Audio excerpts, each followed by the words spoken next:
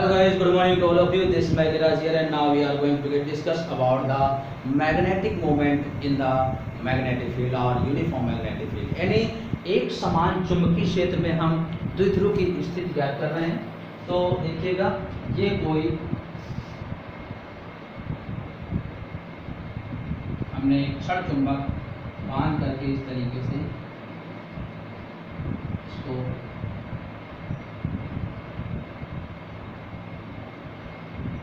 कोणीय एसएचएम की तरह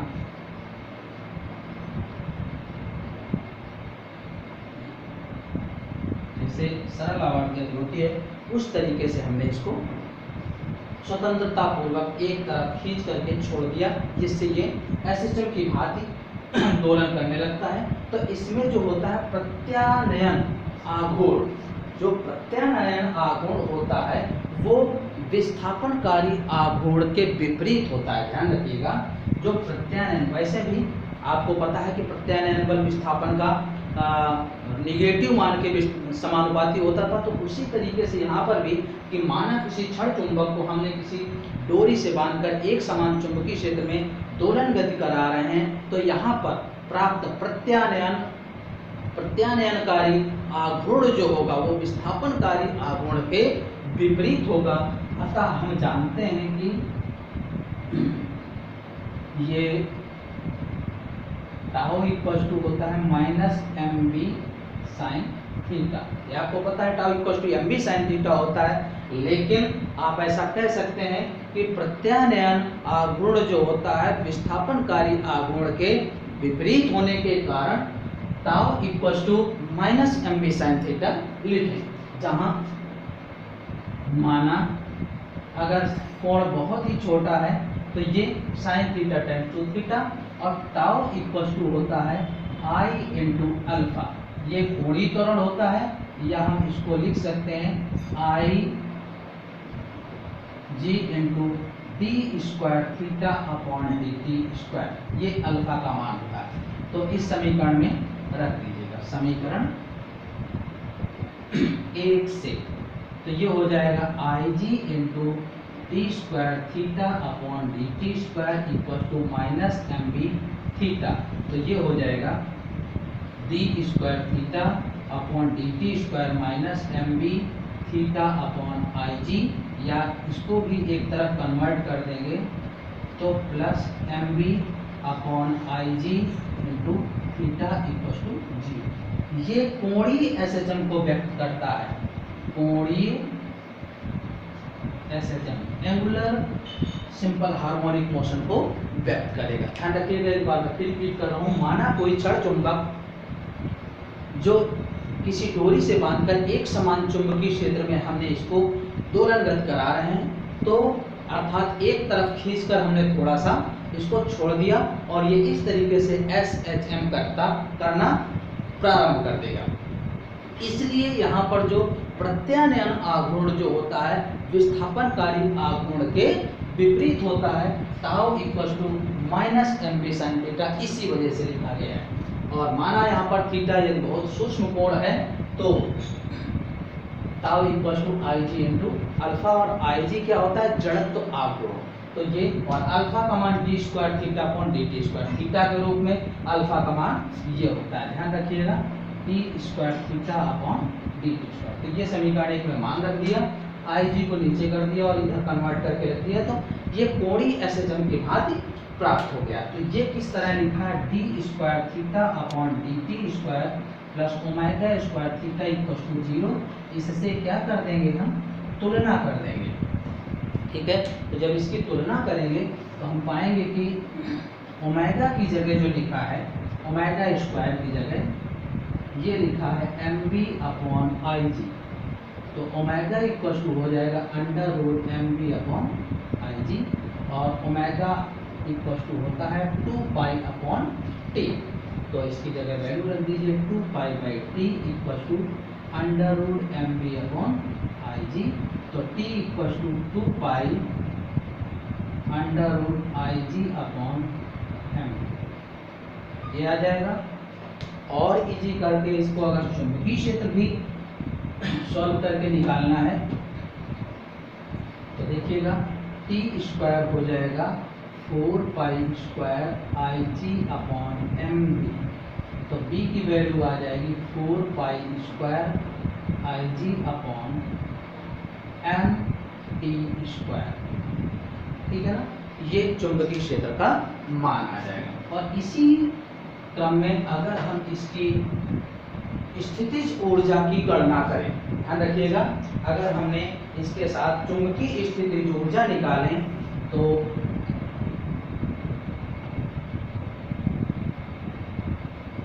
चुंबकीय स्थितिज ऊर्जा तो U = होता है टाउ डी थीटा, और टाउ की वैल्यू होती है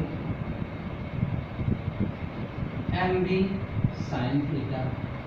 तो U = mv sin theta d theta. ठीक है ना, तो ये आ जाएगा U = mv sin थीटा का इंटीग्रल माइनस cos थीटा, या U = -mv cos थीटा। इस तरीके से ये आप कह सकते हैं कि ये अदिश गुणन को व्यक्त करता है, AB cos थीटा को संतुष्ट करता है, इस तरह से लिखा है। तो हम इसको डॉट प्रोडक्ट की तरह भी लिख सकते हैं इस तरीके से। ठीक है ना, तो इसी में अगर हम द्विध्रुवों की सादृश्यता के बारे में दर्शाएं, द्विध्रुवों की सादृश्यता, तो देखिएगा वैद्युत क्षेत्र में कैसा व्यवहार होता है और चुंबकीय क्षेत्र में कैसा होता है। हम यहाँ पर दिखाते हैं वैद्युत क्षेत्र में, और यहाँ पर चुंबकीय क्षेत्र में। तो इससे आप सीधे E की जगह B लिखेंगे। ठीक है ना, वैद्युत द्विध्रुव जहाँ पर उपयोग होगा उसकी जगह हम चुंबकीय द्विध्रुव उपयोग करेंगे, और 1/4πε0 की जगह μ0/4π, या आप इसको ऐसे भी कह सकते हैं कि 1/ε0 रिप्लेस किया गया μ0। ठीक है ना, तो इसी क्रम में अगर अक्षीय स्थिति में तीव्रता देखते हैं तो 1/4πε0 2p/r³। तो चुंबकीय क्षेत्र का मान आता है μ0/4π 2m/r³। और निरक्ष में जो तीव्रता आती है 1/4πε0 p/r³। तो चुंबकीय क्षेत्र का मान जो प्राप्त होता है μ0/4π m/r³। ठीक है ना, अब देखिएगा यहाँ पर जो वैद्युत द्विध्रुव का मान प्राप्त होता है ये Pe sin थीटा या P क्रॉस E होता है। तो यहाँ पर जो द्विध्रुव आघूर्ण का मान होता है mb sin थीटा, और इसी को हम m क्रॉस B लिख सकते हैं। ठीक है ना, यहाँ पर जो ऊर्जा प्राप्त होती थी वो Pe cos थीटा थी, और आप इसको -P.E लिख सकते थे। और यहाँ पर जो चुंबकीय स्थितिज ऊर्जा प्राप्त हुई है ये -mv cos थीटा प्राप्त हुई है, और इसको -m.B की तरह भी लिख सकते हैं। तो ये है द्विध्रुवों की सादृश्यता। और इसी के साथ अब हम डिस्कस करते हैं कि चुंबकीय फ्लक्स क्या होता है। तो चुंबकीय फ्लक्स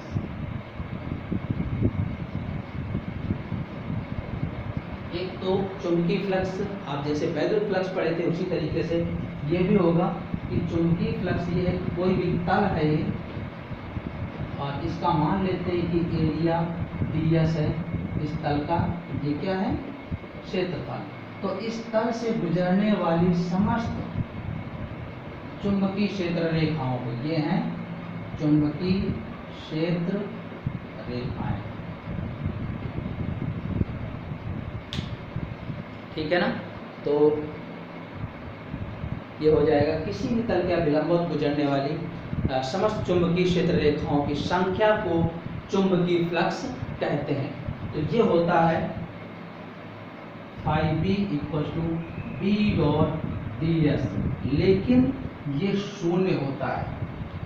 ठीक है ना, ध्यान रखिएगा इस बात को कि किसी भी बंद सतह पर जो चुंबकीय क्षेत्र होगा, चुंबकीय फ्लक्स होगा, वो शून्य होगा।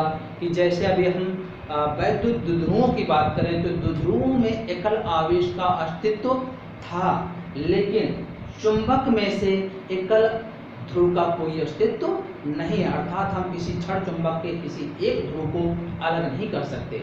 इसलिए किसी भी बंद सतह पर नेट चुंबकीय फ्लक्स का मान हमेशा शून्य ही रहेगा।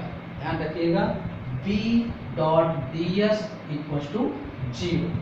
ओके, किसी भी परिबद्ध या बंद सतह का कुल चुंबकीय फ्लक्स सदैव शून्य होगा। ओके, अर्थात जब हम किसी चुंबक की बात करें तो किसी चुंबक के एकल ध्रुव का कोई अस्तित्व नहीं होता, जबकि वैद्युत द्विध्रुव में एकल आवेश का अस्तित्व होता है। इसलिए वैद्युत फ्लक्स का मान होता है, किंतु चुंबकीय फ्लक्स का मान हमेशा शून्य होगा। अगर हम इसको जैसे डॉट गुणन के हिसाब से तुलना करें तो phi b की वैल्यू हो जाएगी B डॉट ds जो लिखा है उससे B ds cos थीटा।